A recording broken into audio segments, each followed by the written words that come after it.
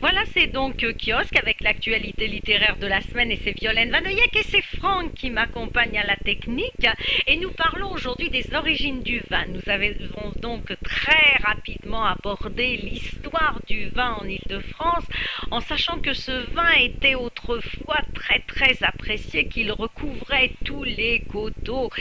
tous les monts de l'Île-de-France, c'est-à-dire qu'il y avait des vignes à Suresnes, il y avait des vignes à Buzenval, il y avait des vignes vers Nogent, il y avait des vignes vers Enghien dans le 95, pas partout, et c'était un vin qui était très apprécié. La meilleure preuve, c'est que ce vin, à l'époque romaine, était exporté jusqu'à Rome, que l'on a retrouvé des amphores et des jarres de ce vin gaulois et bien dans les caves très appréciées de certains nobles romains qui aimaient la bonne chair et qui gardaient donc ce vin pour leurs meilleurs amis, car les Romains avaient une habitude quand ils avaient des bonnes caves, c'est de ranger leur vin par catégorie. Ça allait du vin moyen, on va dire, jusqu'au vin le meilleur, et le vin le meilleur n'était sorti que pour eux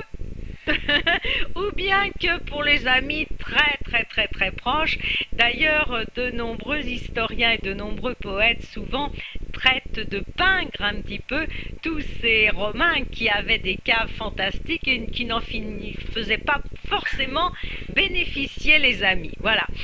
Et donc on y retrouve dans ces caves romaines, je vous l'ai dit, donc ce vin d'Île-de-France qui était exporté dans des grandes jarres à fond pointu,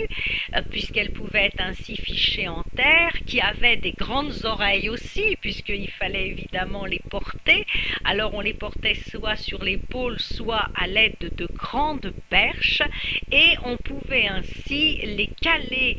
dans les bateaux pour les transporter. Elles étaient fermées à l'époque avec du plâtre, quelquefois avec des bouchons de liège ou avec de l'argile. Et bien évidemment, ce vin tournait très rapidement. Alors pour pouvoir le conserver suffisamment longtemps et l'acheminer jusqu'à Rome, jusqu'à Chypre, jusqu'en Égypte, jusqu'en Grèce, eh bien on poissait préalablement les jarres, c'est-à-dire qu'on les enduisait de pois et on mettait à l'intérieur ce vin qui était auparavant coupé légèrement d'eau salée et on y ajoutait à cette eau salée du thym et de la cannelle. Paraît-il que ça favorisait sa conservation. Il y avait aussi d'autres moyens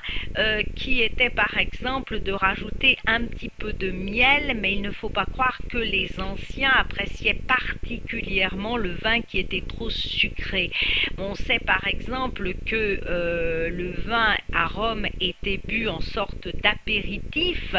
et qu'après les hors d'œuvre on goûtait un petit peu au vin mielé, mais en dehors de ça les anciens aimaient aussi le vin comme aujourd'hui, sauf que à cause de sa difficulté à le conserver, on sait qu'il était évidemment un petit peu plus âcre qu'aujourd'hui. Alors là je vous parle des Romains, mais sachez que dès l'époque égyptienne, bien que les Égyptiens aient bu beaucoup de bière, eh bien ont découvert également, notamment